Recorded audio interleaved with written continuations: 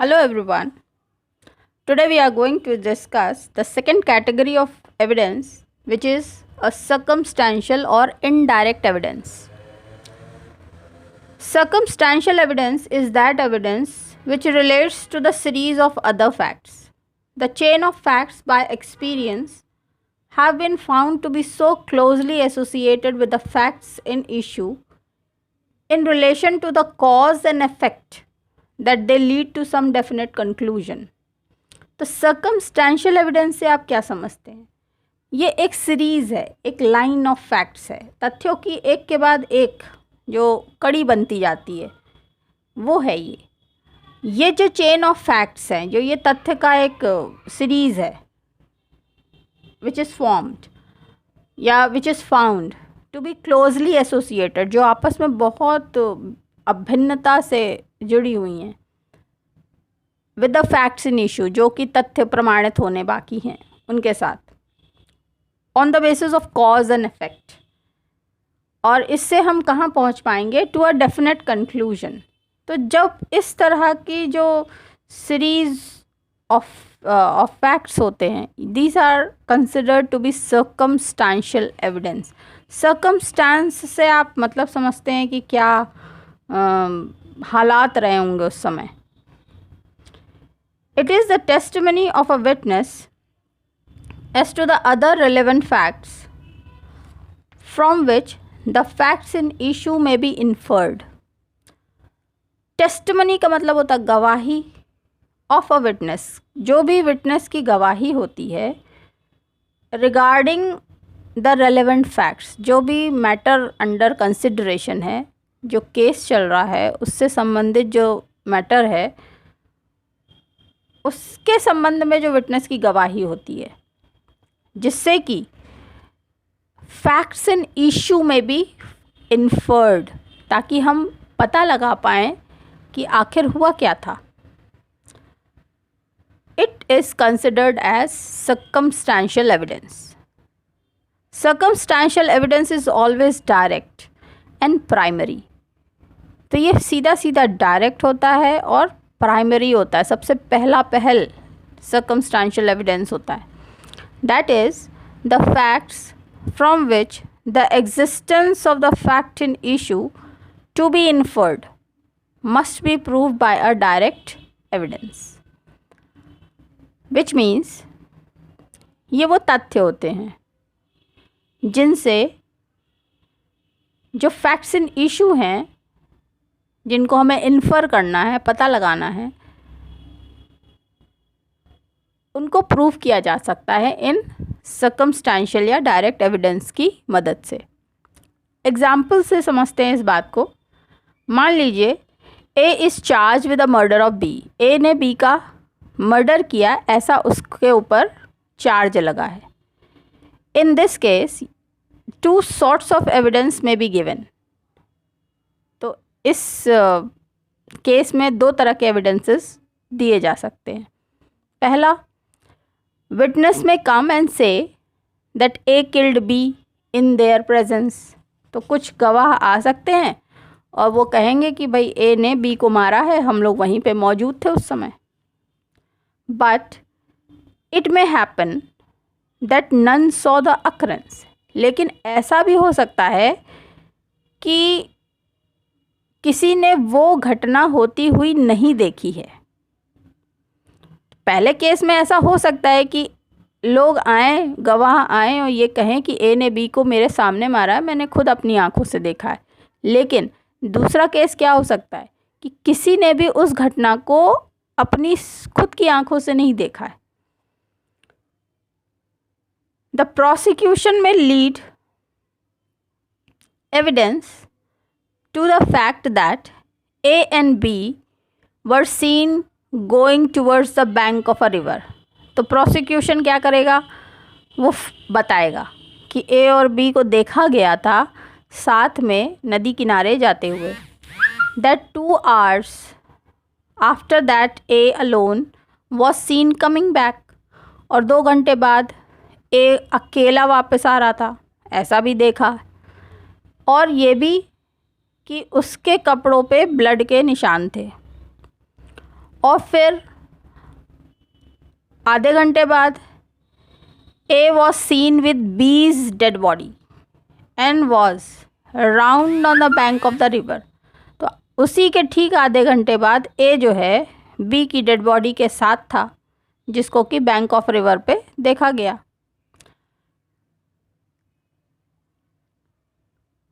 In this case, there is no evidence of person having seen the murder being committed. तो जो ये case है इसमें किसी ने नहीं देखा कि ए ने बी को मारा है, लेकिन फ्रॉम द सर्कमस्टांसेस जो भी हालात दिख रहे हैं, एक के बाद एक कड़ियाँ जो जुड़ रही हैं, given above it may be inferred that A murdered B. तो ऐसा इन्फरेंस निकाल सकते हैं, ऐसा कंक्लूजन निकाल सकते हैं इन तथ्यों से कि ए ने ही बी का मर्डर किया है. तो ये कहलाते हैं इनडायरेक्ट या circumstantial evidence. Essentials of circumstantial evidence अगर हम जानना चाहें कि क्या इसके कैरेक्टरिस्टिक्स होती हैं इम्पॉर्टेंट, तो in SP Bhatnagar versus state of Maharashtra के केस में supreme court dealing with the case of circumstantial evidence formulated 4 essentials to be borne in mind in order to prove a case by circumstantial evidence. तो SP Bhatnagar versus case of Maharashtra state of Maharashtra के case में supreme court ने 4 essentials बताए हैं जिनको कि ध्यान में रखना चाहिए जबकि हम सर्कमस्टेंशियल एविडेंस के माध्यम से अपने केस को प्रूफ करना मांगते हैं. पहला है that circumstances from which the conclusion of the guilt is to be drawn should be fully established. तो सबसे पहल ये ध्यान रखना है कि जो भी circumstances है, जो भी हालात हैं जिनसे कि गिल्ट या क्राइम हम इस्टेब्लिश करने वाले हैं, वो हालात ही बिल्कुल सॉलिड और कंफर्म्ड हो, वेल इस्टेब्लिश्ड हो. ये नहीं कि हवा में ही हम इन्फर कर जाएं. दूसरी बात, that all the facts so established should be consistent with the hypothesis of the guilt of the accused. जितने भी फैक्ट्स इस्टेब्लिश किए गए हैं वो बिल्कुल तारतम्य में होने चाहिए, कंसिस्टेंट होने चाहिए, लगातार एक के बाद एक सीक्वेंसिंग में होने चाहिए, टाइमिंग ठीक होनी चाहिए, कहना चाहिए, कंसिस्टेंट होने चाहिए with the hypothesis of the guilt of the accused. तो एक हाइपोथेसिस बनती है कि हाँ ऐसे से ऐसा हुआ होगा, ऐसे से ऐसा हुआ होगा. एक लाइन ऑफ एक्शन प्लान किया जाता है जब भी किसी केस को हम डील करते हैं. तो वो जो हमारी हाइपोथेसिस है उसके तारतम्य में, उसके कंसिस्टेंसी में होने चाहिए जो भी फैक्ट्स हम इस्टेब्लिश कर रहे हैं, ऊपर नीचे नहीं हो सकता. तीसरी बात, the circumstances should be of conclusive nature and tendency. तो जितने भी circumstances है, जो हालात हैं, उनसे हम कुछ conclude कर पाएँ, इस नेचर के होने चाहिए वो, या फिर उनकी टेंडेंसी ऐसी होनी चाहिए कि जिनसे हम कोई सॉलिड कंक्लूजन निकाल पाएँ. और चौथी और आखिरी बात जो कि सुप्रीम कोर्ट ने कही वो ये है कि circumstances be such as to exclude every other hypothesis except the one propose to be proved. तो सर्कमस्टांसेस ऐसे होने चाहिए कि सारी दूसरी कहानियाँ, सारी दूसरी हाइपोथेसिस को एक्सक्लूड कर दिया जाए और केवल वही बात प्रूव हो जिसको कि हम प्रूव करना चाहते हैं. तो ये 4 बातें सुप्रीम कोर्ट ने एसेंशियली बताई है जब भी हम सर्कमस्टेंशियल एविडेंस की मदद से किसी केस को प्रूफ करना चाहते हैं. Importance of circumstantial evidence. Circumstantial evidence की क्या इम्पॉर्टेंस है? तो सुप्रीम कोर्ट ने कहा है it is well established that in a case resting on circumstantial evidence all the circumstances brought out by the prosecution must inevitably and exclusively point out the guilt of the accused, and there should be no circumstances which may reasonably be considered consist with the innocence of the accused. यानी कि जितने भी circumstantial evidences हैं वो बिल्कुल एक line में अनिवार्यतः inevitably exclusively point out करना चाहिए उस एक्यूज्ड व्यक्ति के गिल्ट को। किसी भी तरह से वो सर्कमस्टांसेस उस व्यक्ति की इनोसेंस की तरफ इशारा न करते हों, ये बहुत ज़रूरी है। Even in the case of circumstantial evidence, the court will have to bear in mind the cumulative effect of all the circumstances in a given case and weigh them as an integrated whole. तो जितने भी circumstances होंगे उन सारे को सारे एक साथ ले करके फिर उसको तौलना नापना पड़ेगा कि क्या कंक्लूजन निकाला जाए। ऐसा नहीं कर सकते हैं कि किसी एक व्यक्ति को केवल गिल्टी गिल्टी गिल्टी ही हमें सिद्ध करना है, इसलिए हम केवल वो वाले सर्कमस्टांसेस छाटें जिनसे कि वो गिल्टी गिल्टी गिल्टी ही हो, ऐसा भी नहीं करना है। तो पूरा इंटीग्रेटेड होल जो भी हालात हैं उस पूरे को एज सच कंसिडर करना ज़रूरी है। Any missing link may be fatal to the prosecution case. तो कोई भी मिसिंग लिंक अगर होगा तो हो सकता है निर्णय गलत हो जाए। When the case squarely rests on the circumstantial evidence, the inference of the guilt can be justified only when all the incriminating facts or circumstances are found to be incompatible with the innocence of the accused or guilt of another person. तो जब भी पूरी तरह से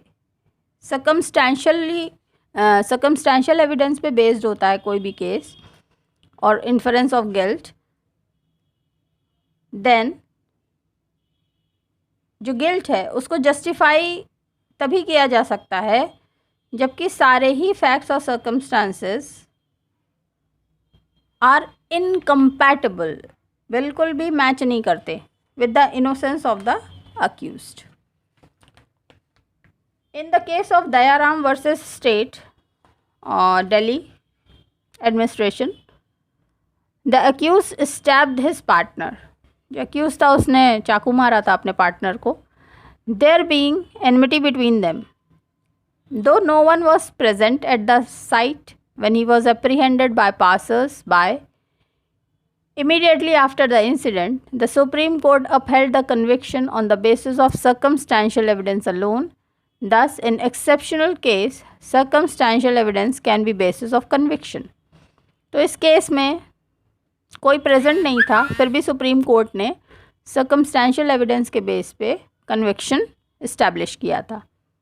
it is not necessary that all the eye witness should specifically refer to the distinct acts of each member of the unlawful assembly. तो ये बिल्कुल ज़रूरी नहीं है कि जो भी प्रत्येक आई विटनेस जो आया है वो हर व्यक्ति के बारे में उस अनलॉफुल असेंबली में उसके जो एक्ट्स हैं उसके बारे में वो ईच एंड एवरीथिंग बताए।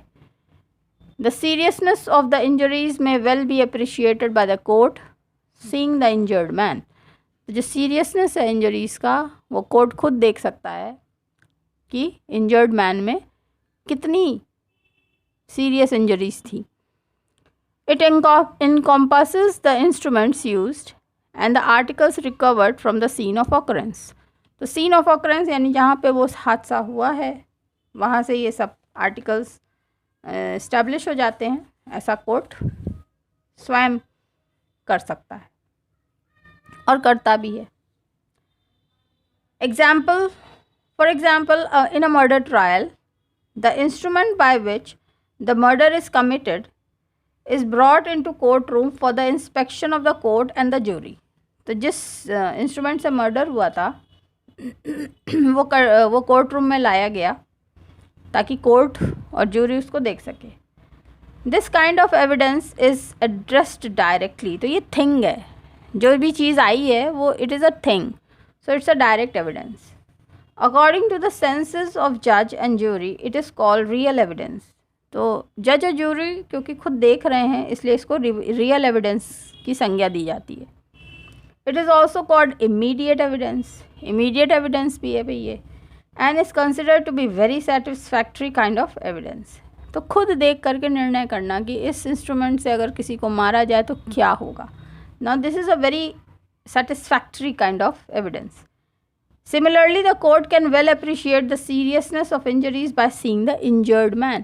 ठीक इसी तरह से अगर कोई इंजर्ड मैन को कोर्ट देखता है, जूरी देखती है, तो वो समझ जाएगी कि कितना सीरियसनेस था इस पूरे इंसिडेंट का और इंजरीज़ का, कि क्या इस इंजरीज से व्यक्ति की मौत हो सकती थी. Personal evidence is that evidence which is afforded by human agency. For example, A is charged with the murder of B.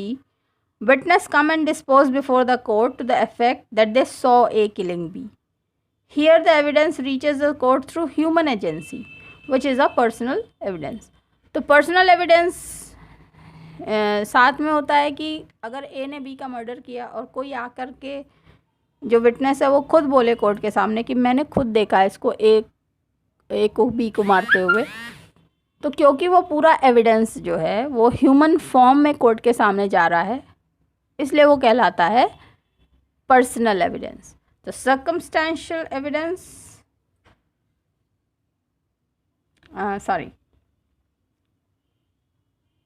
This was actually हमने आपको रियल एविडेंस और पर्सनल एविडेंस भी इसमें कवर कर दिया है. I am sorry that I haven't spoken the title before just starting. तो जहाँ से रियल एविडेंस था, ये मर्डर ट्रायल वाला जो एग्जांपल मैंने आपको दिया था कि मर्डर ट्रायल अगर हुआ है और कोर्ट के सामने और जूरी के सामने वो वेपन, वो इंस्ट्रूमेंट ला के रख दिया जाए जिससे कि वो इंजरी कॉज की गई है, तो वो कहलाएगा रियल एविडेंस.